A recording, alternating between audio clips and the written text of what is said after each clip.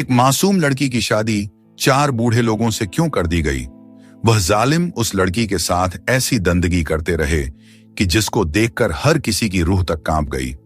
आज की यह कहानी सुनकर आपकी आंखों से आंसू जरूर बरसेंगे। ये एक मासूम लड़की के ऊपर बीती दुख भरी कहानी है। इस कहानी को एंड तक जरूर देखें। जिस लड़की के ऊपर यह जुल्म हुआ है, उस लड़की की उम्र 20 साल थी। वह लड़की रोती हुई सुल्तान के दरबार में आई। उस बादशाह का दरबार लगा हुआ था।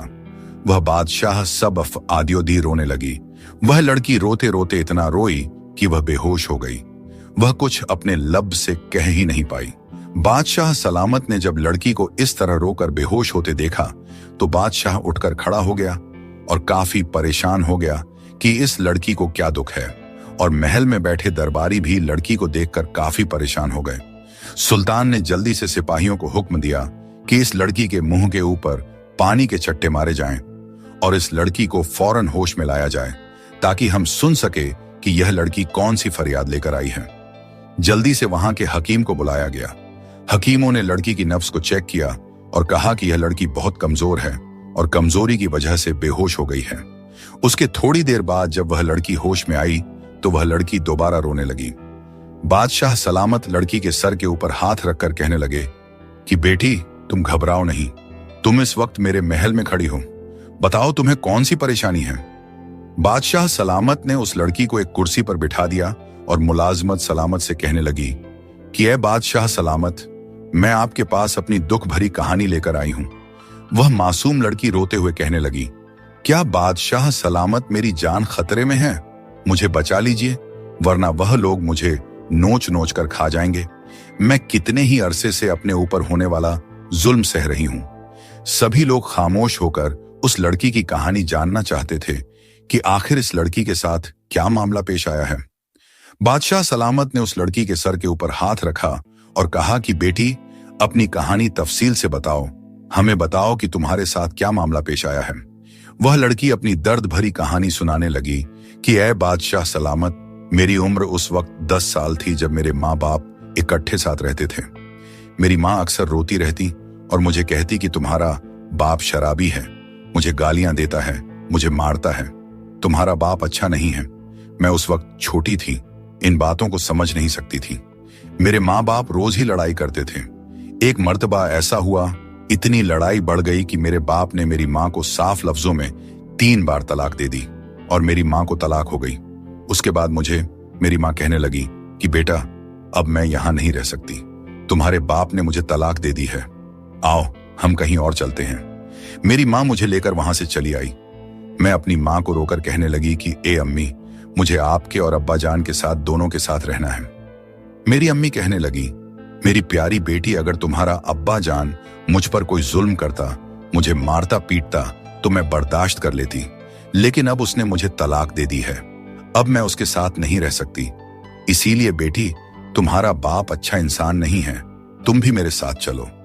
वह लड़की कहने लगी कि मेरी माँ मुझे उस वक्त लेकर मेरे मामू के घर चली जाती है और मेरा मामू साफ लफ्जों में कह देता है कि ऐ मेरी बहन, अगर तुमने मेरे साथ रहना है तो रह लो, लेकिन मैं तुम्हारी बेटी को अपने साथ नहीं रख सकता। इसकी वजह यह है कि तुम्हारी बेटी अभी जवानी की दहलीज में कदम रख रही है और मेरे भी 4 जवान बेटे हैं, और कहीं ऊंच नीच हो गई तो फिर गांव में पंचायतें लगेंगी और मैं अपनी इज्जत को इस तरह खराब नहीं कर सकता। इसीलिए मेरी बहन, मैं तुम्हें रख सकता हूं और तुम्हारी बेटी को अपने घर नहीं रख सकता। तो मेरी माँ मुझे रोकर कहने लगती है कि ऐ मेरी प्यारी बेटी, अब मेरी मजबूरी है कि मैं तुम्हें अपने साथ नहीं रख सकती। उस वक्त मेरी माँ मुझे लाकर मेरे बाप के घर में छोड़ देती है और खुद जाकर अपने भाई के घर में रहने लग जाती है। मैं अपने बाप को देखकर रो रही थी। मेरे बाप ने मेरे सर के ऊपर हाथ रखा और मुझे दिलासा दिया कि तुम परेशान मत हो, तुम्हारा बाप तुम्हारे साथ है। तब मुझे एहसास हुआ कि मेरा बाप इतना बुरा भी नहीं है जितना बुरा मेरी माँ मेरे बाप को कहती है। लेकिन उस वक्त मैं ना समझ एक बच्ची थी, मुझे अच्छे बुरे की समझ नहीं थी। उसके बाद जब मैं अपने बाप के साथ रहने लगी तो तब मैंने देखा कि जब आधी रात होने को होती है तो औरतें मेरे बाप के कमरे में आती हैं और मेरे बाप के साथ कमरे में बंद हो जाती हैं और सुबह सुबह चली जाती हैं। मैं उस वक्त ना समझ बच्ची थी, मुझे समझ नहीं आ रहा था कि यह क्या हो रहा है। सुबह जब होती तो मेरा बाप उन औरतों के हाथ में कुछ पैसे थमा देता और वह चली जाती। लेकिन मेरा बाप मेरे साथ अच्छा रहता था। हर रोज मुझसे पूछता कि बेटा तुमने क्या खाना है, आज क्या पकाना है, बेटा अगर तुम्हें कुछ चाहिए हो तो मुझे बता देना। उस वक्त मैं यह सोचती थी कि मेरा बाप मेरे साथ तो अच्छा है, लेकिन मैं इस बात को समझ नहीं पा रही थी और ना ही मुझे कुछ समझ आ रहा था। ऐसे ही मेरे बाप के घर में मेरी उम्र के 16 साल गुजर गए। जब मैं 16 साल की हुई तो मेरे बाप ने अपने दोस्त से मेरी शादी करवा दी। वह आदमी मुझसे उम्र में बड़ा था, लेकिन मैंने इस बात को मान लिया कि जो शौहर होता है बीवी उसका अदब करती है और उसका ख्याल रखती है। लेकिन मैंने उस रिश्ते को दिल से कबूल कर लिया था कि वह चाहे उम्र में मुझसे बड़ा हो, लेकिन मैं अपने शौहर को हमेशा खुश रखूंगी। और मैं जमाने को देखकर समझ गई थी कि मैंने जिंदगी कैसे गुजारनी है। अब मेरा शौहर मुझे बहा के अपने घर ले जाता है और मेरी शादी को 2 दिन हो चुके थे। एक मर्तबा मैं अपने घर में खाना बना रही थी कि मेरा शौहर बाहर से घर आता है। मैं फौरन उठी, अपने शौहर के पास आई, उससे पूछने लगी कि आज का दिन आपका कैसा गुजरा और आप कहाँ गए हुए थे। यह सुनकर मेरा शौहर आग मघोला हो गया और उसने मेरे चेहरे पर जोर से थप्पड़ मारा। मैं उस वक्त ना समझ कमजोर लड़की थी, थप्पड़ को बर्दाश्त ना कर सकी और चीखें मारकर रोने लगी। मैं थप्पड़ खाने के बाद बिल्कुल ही सहम गई थी और अपने शौहर से डर गई थी। मेरा शौहर मुझसे कहने लगा कि तुम्हारी इतनी हिम्मत हो गई कि तू मुझसे पूछे कि मैं कहाँ गया था।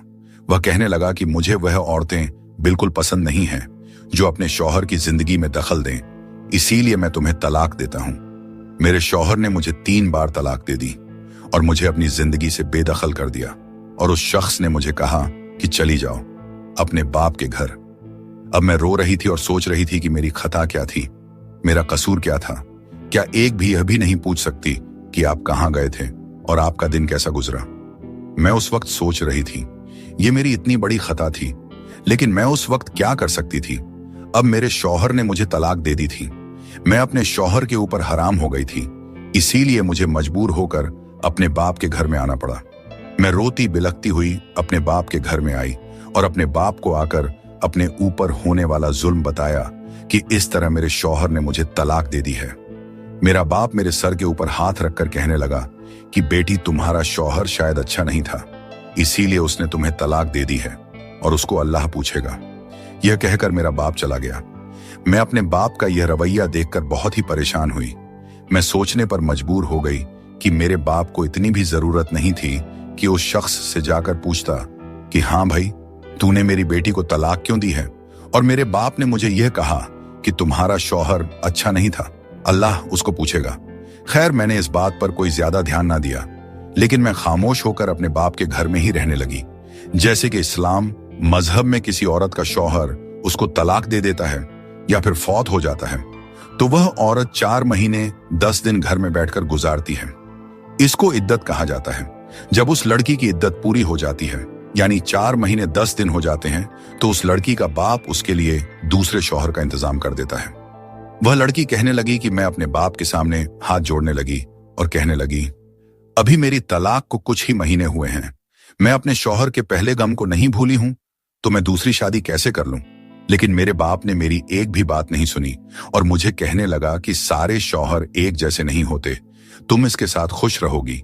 यह कहकर मेरे बाप ने मेरी दूसरी शादी करवा दी। दूसरे शौहर के साथ मैं रुखसत होकर उसके घर चली गई। उस शौहर ने मुझे 3 दिन अपने पास रखा और चौथे दिन तलाक दे दी। उसने भी बगैर किसी बात के मुझे तलाक दे दी। अब मेरे माथे पर 2 मर्तबा तलाक का ठप्पा लग चुका था। जब मैं अपने बाप के घर में आई तो मेरे बाप ने मेरी बात को अनसुना कर दिया और मैं फिर से इद्दत में बैठ गई। जब मेरे दूसरी तलाक के 4 महीने 10 दिन इद्दत के गुजर गए तो मेरे बाप ने मुझे कहा कि मैं तुम्हारी तीसरी शादी कर रहा हूं, तुम्हें अपना घर बसाना चाहिए। मैं अपने ऊपर होने वाला जुल्म बहुत बर्दाश्त कर रही थी। अपने बाप के सामने हाथ जोड़ने लगी कि ऐ मेरे बाप, मुझे माफ करो और मेरी जान इन लोगों से बचा लो, मेरी शादी मत करो, मैं यह जुल्म बर्दाश्त नहीं कर सकती।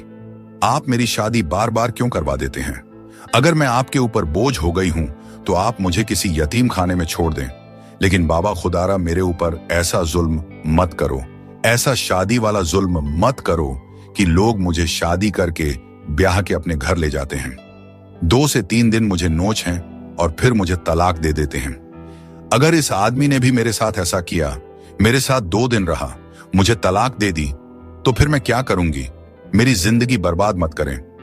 मेरा बाप मुझे गुस्से से डांट कर कहने लगा कि शादी तो तुम्हें करनी ही पड़ेगी, वरना तुम्हारे साथ अच्छा नहीं होगा। मैं अपने बाप के ऐसे नफरत भरे जवाब सुनकर खामोश हो गई।